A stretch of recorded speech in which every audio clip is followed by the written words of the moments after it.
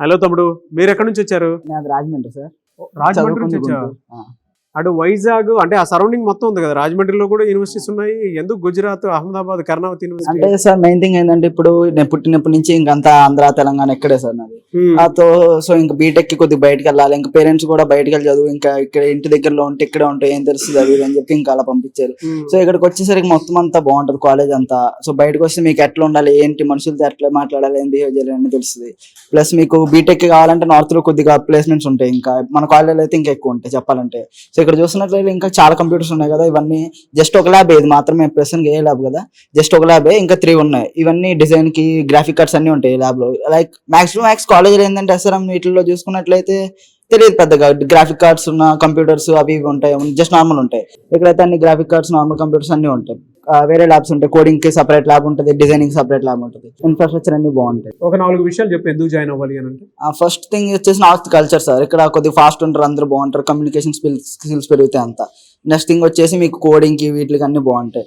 And third thing ఏంటంటే ఇప్పుడు మన కాలేజ్ యూనివర్సిటీలో ఇంకా సబ్ స్కూల్స్ ఉంటాయి, ఇంకా వాటిల్లో మనకి ఇంకా క్లాసుల్లో బ్రాంచెస్ ఎలా ఉంటాయి అవన్నీ.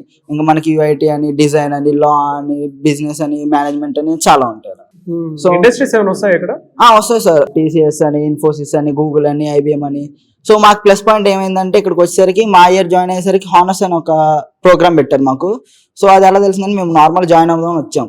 మాట్లాడుతుంటే ఇంకా హానర్స్ అని ఒకటి వచ్చింది చూడండి, దానిలో మీకు ఏంటంటే మాకు సర్టిఫికెట్స్ వస్తాయి. సర్టిఫికెట్స్ వల్ల మాకే బెనిఫిట్ కదా, ఇలాగా కొద్ది సర్టిఫికెట్స్ ఉన్నాయి, వీడు దీనిలో చేశారు, గూగుల్లో చేశారు, కొద్దిగా వీళ్ళకి ఇంకా తెలిసి ఉంటుంది నార్మల్ పీపుల్తో పోల్చుకుంటే అని చెప్పి మాకు కొద్దిగా ఫస్ట్ ఛాన్స్ ఇస్తారు, ఫస్ట్ ప్రిఫరెన్స్ ఇస్తారు మాకు. మరి చాలా దూరం కదా అక్కడ నుంచి ఇక్కడికి రావడం. దూరం అంటే ఇంకేముంది సార్, ఇంకా లైఫ్ గురించి తెలుసుకోవాలంటే దాటాలి, ఇంకా ఆంధ్ర ఇంకా మనం దాటాలి. ఇంకా పేరెంట్స్ కి పిల్లలకి ఏం చెప్తావు అసలు? పేరెంట్స్ పిల్లలు అయితే భయపడక్కర్లే. ఫస్ట్ థింగ్ వచ్చేసి ఇంకా అంత దూరం కదా, ఎలా ఉంటారు మన వాళ్ళు. ఆ మెయిన్ థింగ్ ఏంటంటే సిటీ అవుట్స్కర్ట్స్ లో సిటీలోనే ఉంది. మనం ఇప్పుడు కాలేజ్ బయట దాటామంటే ఏదైనా మెయిన్ థింగ్ బీటెక్ ఏంటంటే చదువుకే కాదు, మనం మొత్తం ఇంకా ఎక్స్ప్లోరేషన్స్ అని అటు ఇటు తిరుగుతూనే ఉంటాం. మా హాస్టల్ దగ్గర ఏంటంటే ఒక 5 కిలోమీటర్స్ దగ్గరలోనే మెట్రో ఉంది, ఇంకా అక్కడ నుంచి ఇంకా ఎక్కడికైనా వెళ్ళొచ్చు. సో ఎక్స్ప్లోరేషన్ అంతా బాగుంటుంది గుజరాత్.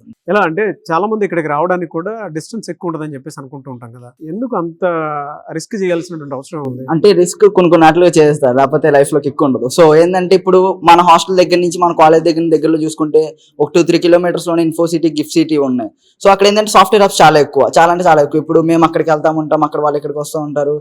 మాకు తెలియని ఏమైనా ఉంటే వాళ్ళని అడుగుతాం, కొద్దిగా మాకు వాళ్ళ బెనిఫిట్ అవుతాం. ఫస్ట్ ఇయర్ నుంచి నేర్చుకుంటూ ఉండొచ్చు అలా కొన్ని ఏమైనా విషయాలు తెలియకపోతే. సో ట్రాన్స్పోర్టేషన్ కి, వీళ్ళకి, జాబ్స్ కి తెలుసుకోవడానికి అయితే ఏం లోటు ఉండదు ఇక్కడ.